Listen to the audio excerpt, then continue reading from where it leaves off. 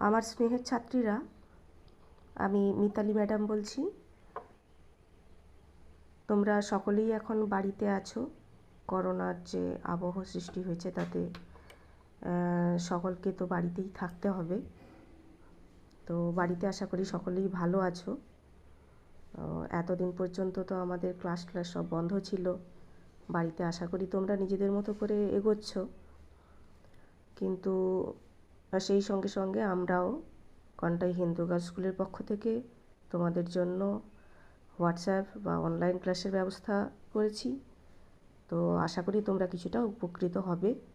তোমরা যেভাবেই পড়ো না কেন, স্কুলে দিদিমণিরা যেভাবে একটু বলছেন সেই গাইডলাইন মেনে একটু তাদের পড়াগুলো শুনে চলবে বা তাদের সঙ্গে পড়াগুলো করতে থাকবে। তো আমাদের ক্লাস 8-এর যে সিলেবাস ছিল, ফার্স্ট সামেটিভের সিলেবাসটা আমি তোমাদের আরেকবার দেখিয়ে দিই। এখানে দেখতেই পাচ্ছ, ফার্স্ট সামেটিভের সিলেবাসে তোমাদের অধ্যায় 1 থেকে অধ্যায় 9 পর্যন্ত তোমাদের সিলেবাসে ছিল। তো তার মধ্যে কিন্তু বীজগণিতের অংশটা খুবই কম হয়েছে। তো আমি তোমাদের এই ঘনফল নির্ণয় এই চ্যাপ্টারটা আজকে একটু বুঝিয়ে দিচ্ছি। তো একদিনে তো আর গোটাটা হবে না, আমি একটু পাটে পাটে তোমাদের পড়া দেব, তোমরা একটু ফলো করবে। তো ঘনফল নির্ণয় এই চ্যাপ্টারে দেখো কোন কোন সংখ্যাগুলোকে আমরা পূর্ণ ঘন সংখ্যা বলছি। তোমরা পূর্ণ বর্গ সংখ্যা আগের ক্লাসে জেনে এসেছো। যে সমস্ত সংখ্যাগুলো কোনো সংখ্যার বর্গ তাদেরকে পূর্ণবর্গ সংখ্যা বলা হয়। তেমনি পূর্ণ ঘন সংখ্যাও যে সমস্ত সংখ্যা কোনো না কোনো সংখ্যার ঘন, তাদের বলা হচ্ছে পূর্ণ ঘন সংখ্যা।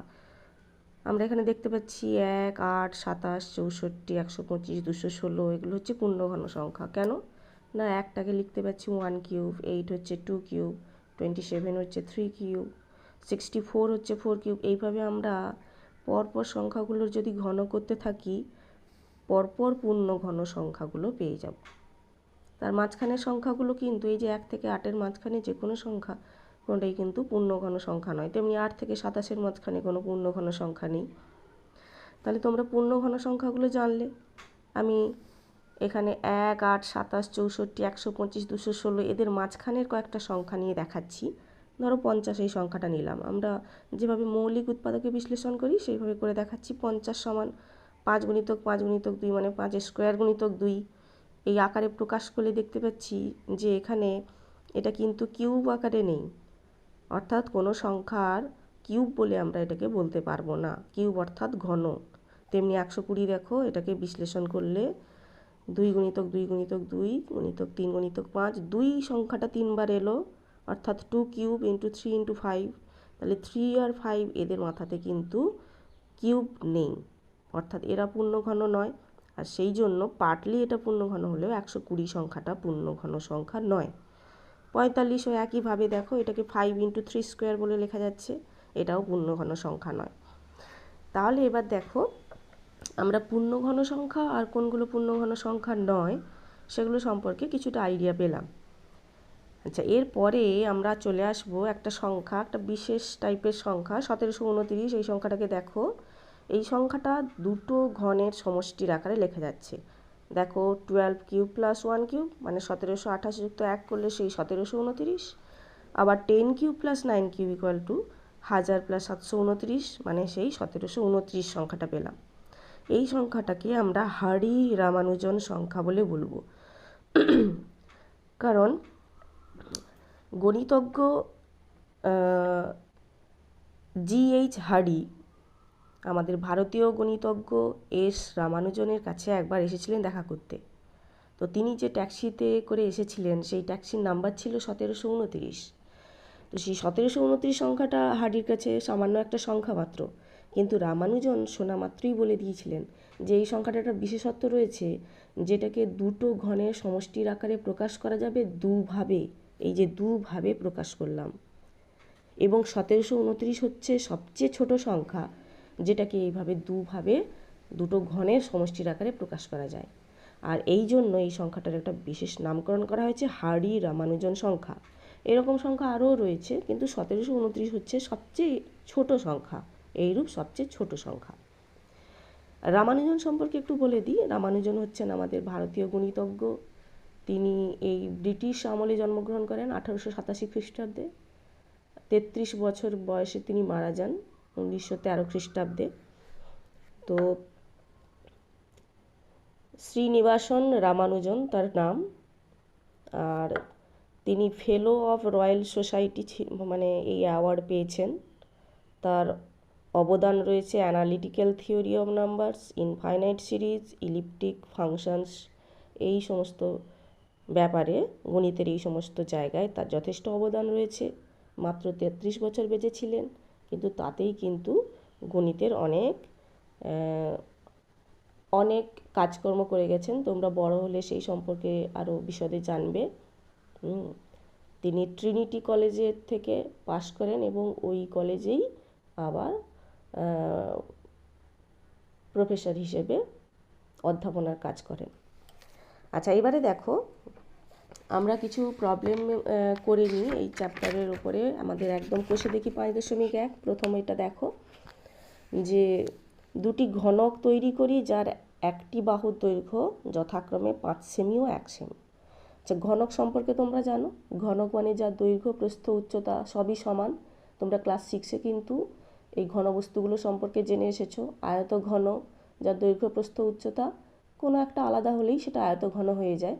আর ঘনক হচ্ছে দৈর্ঘ্য প্রস্থ উচ্চতা সবই সমান হতে হবে। আচ্ছা, এই যে ছবিটা দেওয়া আছে দেখতে পাচ্ছ, অনেকটা এই মিষ্টি ঠোঙা বানানোর সময় দেখবে সেই ঠোঙাগুলো আলাদা করে কিনলে মানে যখন ঠোঙাগুলো বানানো থাকে না সেই অবস্থায় কিন্তু এই রকম সাইজেরই থাকে। তো এইটাকে এখানে দেখো মোট কটা তল রয়েছে, 1 2 3 4 5 6। আয়ত ঘন কিংবা ঘনক এদের কিন্তু 6টা করেই তল রয়েছে। আর ঘনকের ক্ষেত্রে প্রত্যেকটা তল একই আকৃতির হবে, একই ক্ষেত্রফল বিশিষ্ট।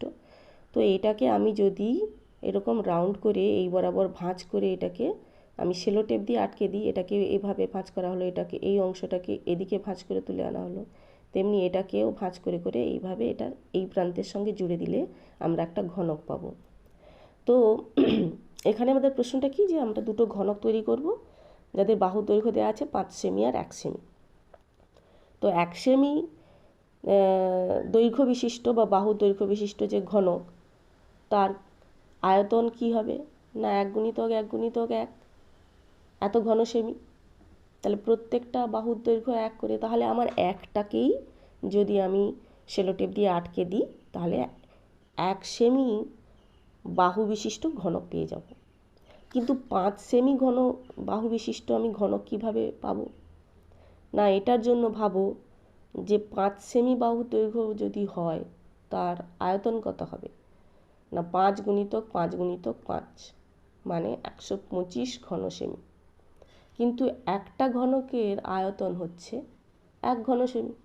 তাহলে এরকম কটা ঘনক চাই না, এইরকম আমি ঘনক 125টা পরপর পাশাপাশি রাখলে, পাশাপাশি ওপরের দিকে এইভাবে রাখলে আমি একটা ঘনক পাবো যার বাহুর দৈর্ঘ্য হবে 5 সেমি। মোট 125টা ঘনক চাই, ঠিক আছে।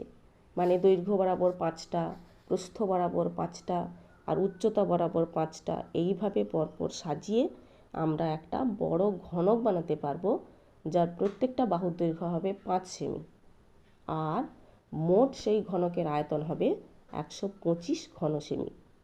ঠিক আছে, বোঝা গেল। এবারে দেখো 2-এর দাগের এই অঙ্কগুলো দেখো। সুমন্ত অনেকগুলো 1 সেমি দৈর্ঘ্যের বাহু বিশিষ্ট ঘনক তৈরি করেছে। মনামি সেই ঘনকগুলি জোড়া লাগিয়ে বড় ঘনক তৈরির চেষ্টা করছে। হিসাব করে দেখি নিচের কোন সংখ্যক ঘনকের ক্ষেত্রে মনামি বড় ঘনক তৈরি করতে পারবে। তাহলে দেখো এই যে সংখ্যাগুলো দেওয়া রয়েছে এই সংখ্যাগুলোর মধ্যে যেগুলো পূর্ণ ঘন সংখ্যা সেইগুলোর ক্ষেত্রে কিন্তু মনামি ঘনক তৈরি করতে পারবে। কারণ পূর্ণ ঘন সংখ্যা না হলে সে কি করে এই ঘনকগুলো বানাবে, কারণ ঘনকটা যেটা তৈরি হলো তার আয়তন একটা পূর্ণ ঘন সংখ্যা হতে হবে, মানে তার সাংখ্যমান একটা পূর্ণ ঘন সংখ্যা হতে হবে। এবার দেখো আমরা তাহলে 2-1টা অঙ্ক করে দেখাচ্ছি। 1210 এইটাকে আমরা যদি উৎপাদকে বিশ্লেষণ করি, মৌলিক উৎপাদকে বিশ্লেষণ করলে 1210 হচ্ছে 5 গুণিতক 2 গুণিতক 11 গুণিতক 11, মানে 5 গুণিতক 2 গুণিতক 11 স্কোয়ার। এটি একটা পূর্ণ ঘন সংখ্যা নয়, তাই এটা ঘনক তৈরি করা সম্ভব নয়। এক্ষেত্রে ঘনক তৈরি করা সম্ভব নয়। তাহলে এদের ভেতরে তোমরা বাকি অঙ্কগুলো করে দেখবে, যেগুলো এরকম পূর্ণ ঘন সংখ্যা পেয়ে যাবে সেগুলোই হচ্ছে ঘনক বানানো যাবে। এরপরে দেখো 4-এর অঙ্কটা। 3-এর অঙ্ক কিন্তু একই রকমের অঙ্ক, তোমরা এরকম উৎপাদকে বিশ্লেষণ করে দেখবে যে কোনটার ক্ষেত্রে সেটা ঘন আকারে লেখা যাচ্ছে, সেটি পূর্ণ ঘন সংখ্যা হবে।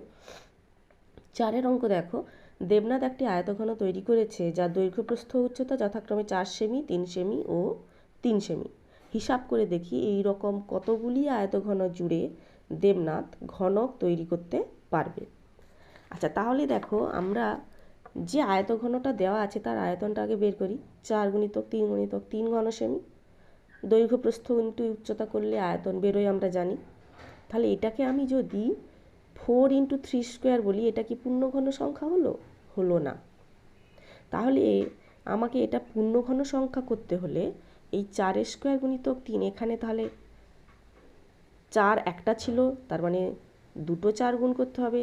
3 দুটো ছিল, তার মানে একটা 3 গুণ করতে হবে। অর্থাৎ 4 স্কোয়ার গুণিতক 3 মানে 48 দ্বারা যদি এই সংখ্যাটাকে আমরা গুণ করি তাহলে সেটা পূর্ণ ঘন সংখ্যা হচ্ছে। তাহলে গুণ করলে সেই গুণফলটা হচ্ছে 12-এর কিউব, তখন 4-এরও কিউব হয়ে যাবে, 3-এরও কিউব হয়ে যাবে, মানে 4 × 3 হোল কিউব। কত হয়ে গেল? তাহলে 12 কিউব হলো। তাহলে মোট 48টা আয়তঘন জুড়ে ঘনক তৈরি করা যাবে, যার প্রতিটি বাহুর দৈর্ঘ্য হবে 12 সেমি। তাহলে আমার এই ক্ষেত্রে মোট কটা ঘনক লাগলো? 48টা ঘনক লাগলো। এখানে বলি তাহলে 48টা ঘনক হলে আমাদের তো যে নতুন বড় ঘনকটা তৈরি হলো তার বাহুর দৈর্ঘ্য কত হলো না? 12 সেমি করে। তাহলে দৈর্ঘ্য বরাবর আমি কটা দেব? আচ্ছা, দৈর্ঘ্য আমি যে প্রথমে যে আমি ছোট ঘনকটা তার দৈর্ঘ্য ছিল 4, প্রস্থ 3, উচ্চতা 3, তাহলে দৈর্ঘ্য বরাবর আমাকে করতে হবে 12। তাহলে 4 থাকলে 4 × 3 = 12, মানে পরপর 3টে আমি আয়তঘন জুড়ব দৈর্ঘ্য বরাবর। তেমনি প্রস্থ বরাবর আমাকে, প্রস্থটা কত? 3 ছিল, তাহলে সেই বরাবরও 12 করতে হবে। তাহলে আমাকে 4টা পরপর আয়তঘন দিতে হবে প্রস্থ বরাবর। আর উচ্চতা কত ছিল? সেটাও ছিল 3, তাহলে উচ্চতাকেও 12 করতে হবে। তার মানে আমরা পরপর ওপরের দিকে অর্থাৎ উচ্চতা বরাবর সেখানেও কিন্তু 4টা আয়তঘন বসাবো। এইভাবে বসালে আমরা কি পাবো না, একটা ঘনক পাবো যার বাহুর দৈর্ঘ্য হবে 12 সেমি, আর কমপক্ষে এক্ষেত্রে 48টা আয়তঘন লাগছে। এখানে একটা কথা বলি যে তোমরা কখনো ভাববে না যে এইরকম অঙ্কে আমি যেহেতু 4 আছে, 4কে 2 গুণিতক 2 করে দেবো, দিয়ে বলবো যে ওখানে তাহলে 2 গুণিতক 3 গুণ করলে অর্থাৎ 6টা আয়তঘন দিয়ে আমরা ঘনকটা বানিয়ে ফেলতে পারবো। এটা কিন্তু সম্ভব নয়, কারণ যে আয়তঘনটা রয়েছে সেটাকে তো আর ভাঙা বা টুকরো করা যাবে না। তার একটা বাহু মানে দৈর্ঘ্যটাই হচ্ছে 4, সুতরাং সেটাকে টুকরো করার কথা ভাববে না। তারই কিউব আসা যায় কি করে? আসতে আমাদের কত দিয়ে গুণ করতে হবে সেটাই ভাববে। অর্থাৎ আমরা এটার দৈর্ঘ্যের ক্ষেত্রে 4 গুণিতক 4, আর এখানে প্রস্থ বা উচ্চতা সেটা মিলে যেহেতু 3 স্কোয়ার হয়ে গেছে, তাহলে × 3 করলেই আমরা পেয়ে যাব আয়তঘনকের সংখ্যা। যতগুলো আয়তঘনক মিলে একটা বড় ঘনক তৈরি করবে। নেক্সট চলে আসো 5-এর দাগের অঙ্ক।